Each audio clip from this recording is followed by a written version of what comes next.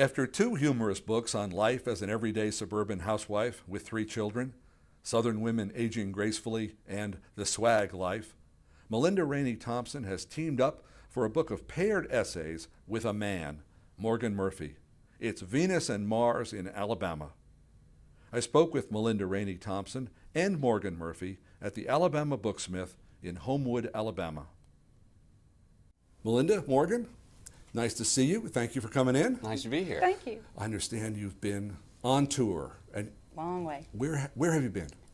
One state after another. It's a blur. A city a day. 3,000 miles. With Morgan driving. The vintage red 20-year-old Caddy. Comfy, It was 20,000. fabulous. Yeah. It's like being on a sofa. I was the passenger. Every Southern woman needs a driver. I love the old seats. Bucket seats are never as much fun. No, you know, the Germans say the road, you should feel the road. I'm against feeling the road. Roads are hard. I don't want to be wrapped up in a big ball of fluff and rolled down a Serta highway. That's what I want. Worked well. Well, this is your third book, Melinda. It is. And you started off with the book that came out of the monthly newsletter. That's right. They were all an accident. Southern Women Aging Gracefully. That's it, the and first that was one. followed by The Swag Life, and now we have I Love You, Now Hush. Yes. You wrote the first two yourself, Mm-hmm. and this time you took a collaborator. Yes. Morgan, you're the collaborator. Yes. Tell me something about yourself. Where were you raised? Where are Well, you I from? grew up here in Birmingham, and I went to Birmingham Southern College, where I majored in English and met Melinda. She was my freshman English 101 professor. He was outstanding, even then. Uh-huh. Became editor of the school newspaper, and then got a job in New York. And so lived in exile, as I like to say, in New York for 10 years, and then got to move back to Birmingham, work for Southern Living as an executive editor there. Well, you were going along writing your book, Melinda. Yeah, just as usual, Yeah. like the other two books. And there's a moment, sort of in your introductory material, where you say, I kind of got bogged down, and I thought I needed another voice. Another voice. I could hear it in my head. It was not according to my plan, and I'm a mommy. I like my plan and nice, orderly life. Uh-huh. But it didn't. It needed another voice. It needed a male counterpoint. The he said to my she said. Uh-huh. I didn't really like that idea, but books, you can start in one direction, they can go completely away from where you want them to go, and I don't like that. But I knew that I needed Morgan Murphy, and I always say I knew it like when you take a pound cake out of the oven and you know it's going to be perfect before you slice into it. Once I thought of it, I knew this is what I needed, and so I called him up on the phone, and I had this big legal sheet all laid out with all the reasons he should do exactly as I wanted him to do, because I'd spoken to him over the years, but only a few times, and I said, I'm ready to convince him, here's what I want you to do, Morgan. And of course he said, Yeah, I'll be right over. this is all the Did thought you? the man had to put into it. Yeah. Simple as that. Yeah. On course. the cell phone. Yeah, I'll do it. Because you had been writing professionally for years. I had, but I missed it. And the further I went up in my magazine hierarchy, the further away I got from what I really loved, which is to write. So soon I was managing other writers. And so Melinda gave me a chance to get back to what I really loved the most. And had a blast doing it. My sense, reading through Hush, is that you are a male and a female, a male voice and a female voice, but you're not quarreling voices. No, You're not in disagreement about much. You just take a slightly different angle on the issue at hand. That's very accurate and We had a more hard time astute. finding places where we truly disagreed, actually. Our theoretical framework is very similar. We're similarly educated. We're similarly disposed in temperament. But there's something on that X and Y chromosome. There's something that's really looks at things and sees the yin and the yang in a different way. And we wanted to look at that particularly from the Southern male and female point of view, which is a little bit different. When a short story writer or a poet or an essayist arranges his own book, that person goes to a lot of trouble. You've arranged your book, and you've decided to start with reading directions on how to put things together, or directions in general. That is, suppose it's a big Christmas toy, and it has to be assembled. You think what, Melinda? Men don't read those. It's a last resort, like right before the atom bomb falls. They do not read directions. I do not understand that. Why are they in the box? It is so easy to understand because directions are written for idiots, right? They are written to the lowest common denominator. I talk in the book about my lawnmower instructions, how to I like change this one. the oil. Right. And they're like 200 steps about how to change the oil, about taking a dipstick out of a lawn. And dipstick is common vernacular for stupid, right? But they have to tell people how to use a dipstick and then how not to use a lawnmower. Don't try to shave with it or something. Directions. And this is the segue so lame that I cannot resist it. Oh, dear. Into the GPS, isn't Yes. it? That's where he's going. That's where he's going. Which is men. See, I have to say, I stop and ask for directions, but I could be deficient. We might need to check your you say man men card at don't. the door. There are exceptions. We There are don't exceptions. check directions because we're not lost. That is a 4-letter word to Southern men, is we're not lost. We may be temporarily waylaid. We may be unsure of our current location. We might even be just ambling through life. But we're not lost because that implies that we're directionless. And men should never be directionless. He got in the car for our 2,000-mile trip. We didn't have a hotel reservation. Details. He didn't have his itinerary. Of course, I've got it highlighted in 12. It's like 30 pages long. You're there every 6 minutes. You're at a different interview. I have the book paper clipped all through it. And he's like, yeah, where are we going next? I had my GPS, which I set on the English setting for fun. So it has a British accent. We called it Prince William on the trip. Good. He would let me plug the thing in, but it was only to humor me, and then occasionally I'd have to shut it up. The man could drive, serenade, sing with the music, lots of Gilbert and Sullivan we had going on. A nerdy. Oh, it was fabulous obsession. fun. It was great because we both loved to sing. Then he would occasionally pick up the iPhone and Google something, and we'd find an old review he'd written on a restaurant. We'd go there for lunch. Former travel editors and food critics, fabulous to travel with. So if you're going to write a book with somebody, that's the good way to go. I call it using the force. As a man, you just sort of have a feeling that where we're going is that way. Force is not with me. And I'm so glad that you put me here on the driver's side of this interview because this does feel natural. This is normal, doesn't isn't it? Yeah. Well, now here in America, yeah. Yes, that's right. This is the way things should be. That's right. The prejudice you have about cars seems to come naturally Prejudice after. is a strong word. You have feelings, opinions. Do you have feelings about cars? I want the air conditioner to work fabulously. I Yeah. want it to start every time, or I'm going to leave it on She the side has of to the have road. it blowing on her face I need at all air. times. Yeah. I, We agree on that. 46-year-old woman. Yes. But you malign cars in most European cars, well, at least all French cars. Well, the old joke about the farmer. Reagan is out visiting a French farm, and he says to the farmer about his property. So, you can drive on my property back in California all day and not get to the edge of my ranch. And the Frenchman says, yes, I used to have a car like that. I was amused, Morgan, to read the chapter on, actually, it was a chapter on food, but I have actually taught restaurant reviewing. Really? And I could have used you about 4 years I- ago. I'm not sure because I read it and I thought, of course, you've done it now hundreds of times, but it is Oh, the not trifecta. the three-legged It's true. stool, ambiance, service, and The food. The food. Of course. But a lot of professional food critics go into a restaurant and they just measure the food. But a Right. restaurant really is about theater. And I love the theater. And it's the whole evening. And so you have to measure. Any of those three things, I say, can be broken. Yeah. And a restaurant would still be worth reviewing. So that keeps you from being a restaurant snob. I don't like restaurants. I don't like snobs in general. But, there are restaurants that you go to, they have fantastic food, like barbecue, Dreamland, fantastic food. Awesome ambiance, it really fits the what you're eating. And the service can be a little brusque, right? But you put up with that because the ambiance I think they do is it on great. purpose. Yeah, they do it on purpose. Sit down. So that's the whole thing. Or you go to a wonderful French restaurant to pick on the French some more, and the food is phenomenal and the service is impeccable, but the ambiance, I don't know where I'm quite going with that, but just to say that it has to have when you get a restaurant that has all three, that's when you've hit a home run. well, we're not all Ruth Reichel, and we're not supposed to be, but.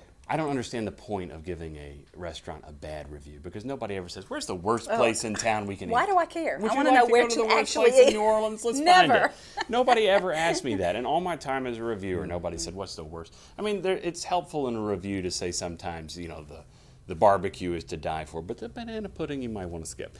That's helpful, and that's the only times I've ever been negative. And but banana mostly- pudding's at the top of your list. Well, it's a vegetable here in the South, and that was something that comes as a shock to a lot of Northerners, but macaroni and cheese and banana pudding, both vegetables. And your take on eating out, slightly different. I don't think you have the same requirements No, here. my food chapter was centered around chocolate. It was that was my whole food experience. But eating out with Morgan was fabulous on the road because we would eat in great cities, and he would find us great places to go, and we'd meet friends. She's a good sport about it. That was really fun. We ate in Atlanta at a really, really fun. In a trailer, the bad part best of town. hamburger in the world. Hamburger as big as a hubcap on a Cadillac. And It I was ate mine. huge. The 5'3" person ate mine. He ate half of his hamburger. And I was sitting next to Bubba, and he was a huge guy, and he could not finish his hamburger. He looked over at Melinda and He like, didn't stop to feed me a lot. Yeah, it was really good. But you cook, don't you? I do. I cook, of course, a lot. I'm, that 3 children. Piggly Wiggly $1,200 a month cook. Yeah, I've made 6 things this morning. Yes, and 2 pancakes. Absolutely. with a sad streak, Yeah. perfect You got to sad have a streak. sad streak in your pancake. A what? Sad streak. It's where it's just kind of doughy and heavy and yummy. I do not That's know. called the sad I streak. do This is not- a very important concept. It's not a failure. It's not a failure in a cake. Ah, It's a badge of distinction. yes.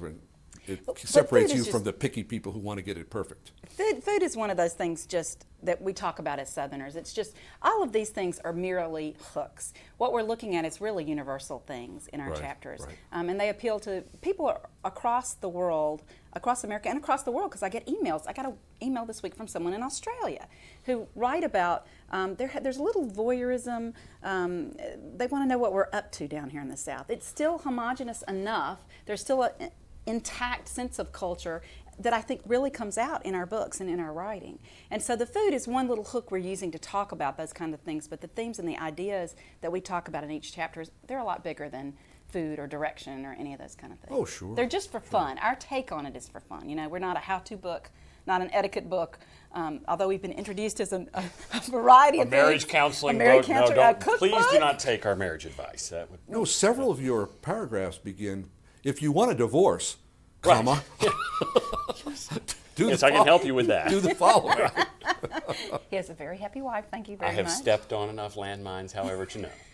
So I Actually- merely try to point men away from those particular. One of the chapters, and I don't see disagreement between you, but one of the chapters is about romance and keeping romance in a long-term relationship. Now, your relationship with a foreigner, Yeah. Yeah.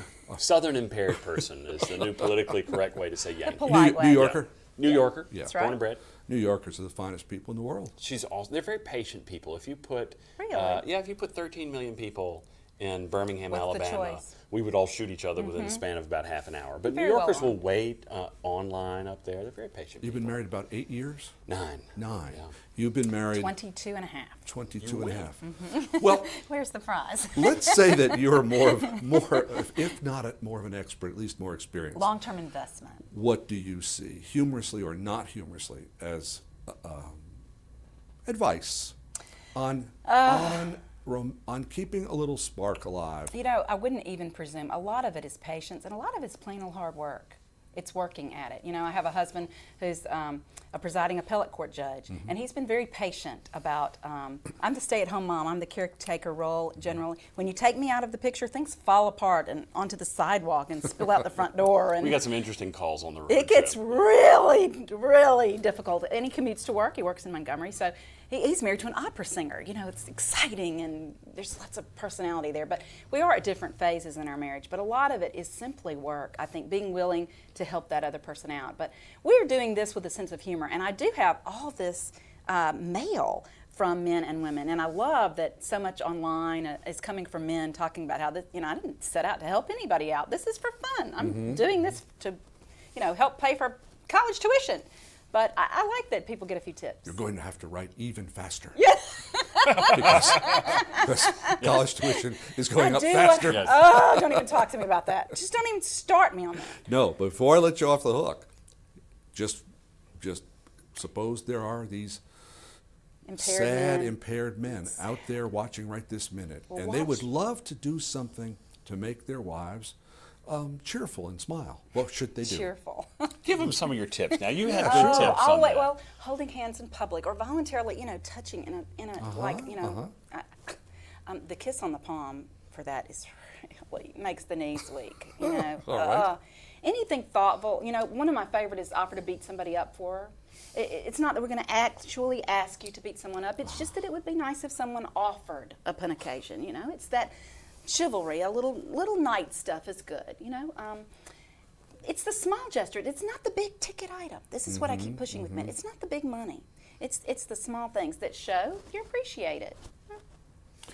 And what does your wife do from time to time to spark your romance? Get naked. Sum total of his chapter. You know, that will pretty much get the interest of any Southern man, really. When I read that- no kissing the palm or When I read that, you know, this was a very modern writing. He was on a 48-state tour. He was all different places, and so we're emailing and texting about different chapters. When he sent me that, get naked, as his advice to all women to spark the relationship, tea flew out of my mouth. I was in a public arena. It was just I was a hilarious little to worried me. about that. Honestly, that was the only time I think I sent something to you that I was worried about how you would react to it. And then after you wrote me back and said you thought it was funny, I knew this was funny. book is going to work. I'm very particular about the G-rated humor. I have readers who are 99 all the way to, I say college age to senility. You need a little life experience to get the humor. But I want G-rated humor. There's not a lot out there. I was shocked. And I read almost everything, very eclectic, but there are people who really don't. And I have learned to respect that demographic a great deal. And so when we first started, we got into a big argument over the chapter on profanity. We wrote one. Mine's titled Watch Your Mouth, and his is titled I Swear. Is that what we ended up? He's a Navy man. I mean, and men and women do approach that very differently. So we had some back and forth on that until I think we got a funny take on it. Morgan, Yes. if a woman in a relationship sensed that her man were cooling or drifting or just generally slightly bored, aside from getting naked, We need more money for Naked. this. Whoa, the big gun. because it's interesting that there is a kind of a disparity here, because what Melinda's talking about is the little gesture, and what you're talking about is Big money. the whole case. But Let's see, brown what do liquor, you- good what would cigars. work? Cash, just straight. It's a capitalist No, society. it's time. It's time.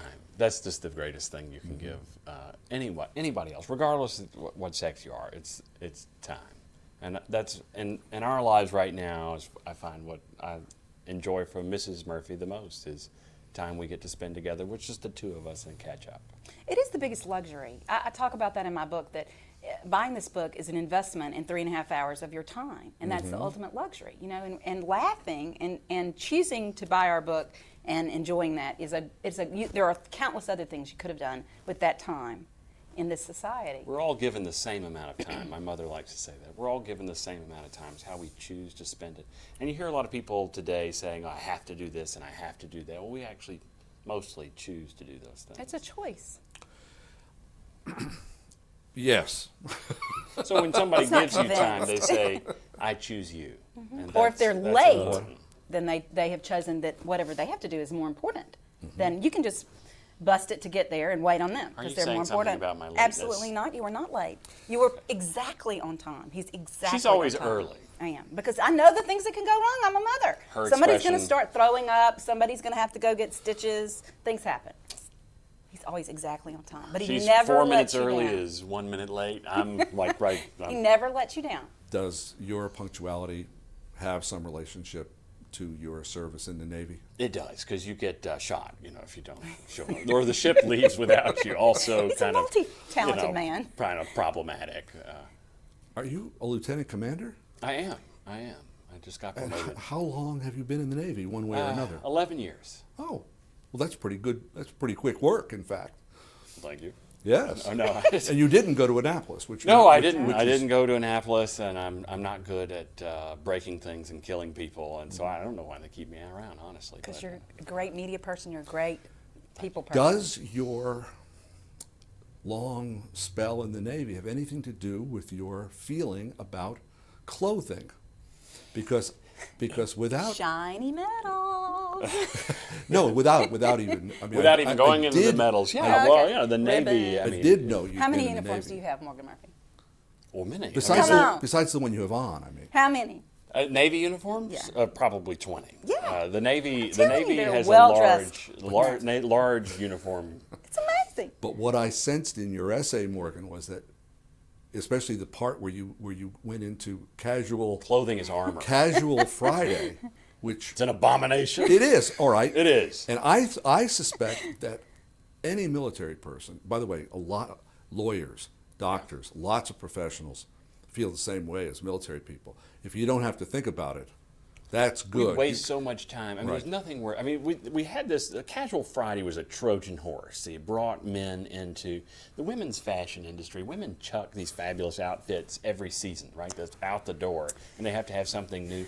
And so there's a lot of churn. A man's suit, this will last me 20, 30 years. It'll be fine. I got shoes older than. And it'll only cost $2.36 a day. That's right. So you've got a great ROI on the purchase of a suit, but. The women's fashion industry, having saturated women totally, needed to get their claws into men, so they started with Casual Friday, and that turned into Sloppy Tuesday and Paunchy Monday, And it before was you a know it, and before you know moisturizer. it, titans of industry are looking into their closet and then turning to their wife and saying, "Does this sweater make me look paunchy?" Good Lord! I mean, that's just a horrible thing. I would throw up if I had to wear the same suit 3 times a week. I would absolutely, literally be sick on How this long floor. does it take you to get ready to go out to dinner? I'm really quick though, Mom. Remember? Yes, how long? I'm really quick. I was covered in glitter 30 minutes ago. I was making a scepter for the Queen of Hearts and Alice in Wonderland, covered in glitter. I had on no makeup, no hair, but I'm here. I'm dressed. So The facade is there. You've had lots of good practice. I am. I'm quick, but I will say, for the fairer sex, that we're not all speaking. No, And we love you like that. Let me ask a question that's not in your book particularly, but it underlies every page. That is, you're both Southerners, and you write as Southerners, and although you have readers globally, I'm certain most of your audience is going to be Southerners who are going to identify. How do you? And now you've traveled. You've traveled widely, and even lately you've been out of the South. Do you have any feelings about the homogeneity, or not the integrity of Southern culture? Some people will tell you it's crumbling fast. Accents are disappearing. We're all going to sound like Johnny Carson. Yeah. Other people will tell you never happened. We're going to be distinct. The McDonaldization of America. What do you I think? call it. What do you think? Oh, well, I think it's true. On some level, I've driven the country. I drove the whole country last summer, and you exit 165A in Dothan looks exactly like exit 228B in Seattle. Yeah. There's a McDonald's and a Walmart and a TGI Fridays and so forth. But the South has held on to its cultural identity, I think, more than a lot of the rest of the United States, because we're stubborn people. And you? Yeah, there's great, but I feel very strongly about this subject, and a lot of it is that there has not been a voice in many ways, a 21st century voice, and I'm disturbed about that. We have wonderful things from Rick Bragg coming about that sector of the social strata. You have the magnolias and moonlight coming from other things, but there are not people talking about the people standing in the Walmart parking lot or Target parking lot, which is what I would be in.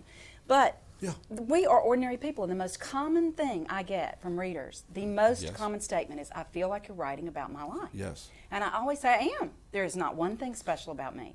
And that's what we're writing about. And this was a male and female view of that same ordinary life. But that it doesn't have to be the extremes of slavery or sharecropping or magnolias. Absolutely. And this is what does not have a voice in Southern literature. And it still exists, and it's still a whole group of people that deserve a voice. Well, I could tell you, historically speaking, that the middle class has never been much represented in Southern literature, as it is not much represented Well, elsewhere. I just got here, but I'm doing the best I can. Well, that is, your niche is, if you want to call it a niche, the niche of your books, including this regular one, people. is suburban people with gardens, That's right. not yards. Well, I have a yard. He has a garden. I don't know what's dead out there Prisoners this week. walk in a yard. That's right. That's the British influence, the garden. And will there be, this project is coming to a close. I know your tour is ending, your book is out fun. there, and it obviously it has. Are there plans? He's got we made a list. How many books do you have yet to write? Lots. We created. She gave me some more assignments. We got as, lists, yeah. per Are there our plans? I thought at least relationship 4 more for the books past he 20 needs to years. write. Are there So, plans for a collaboration? you know, it's hard to recreate something. I never say never, but it's hard to sequels are never as good. right. You know, it's hard to Well, recreate. If you do, I'll look forward to reading it. And if you write separately, I'll look forward to reading them. Thank you. And I'll look forward to talking with you again, separately or together. Fantastic. Thanks. Thank you very much. This has been a pleasure. Thank you.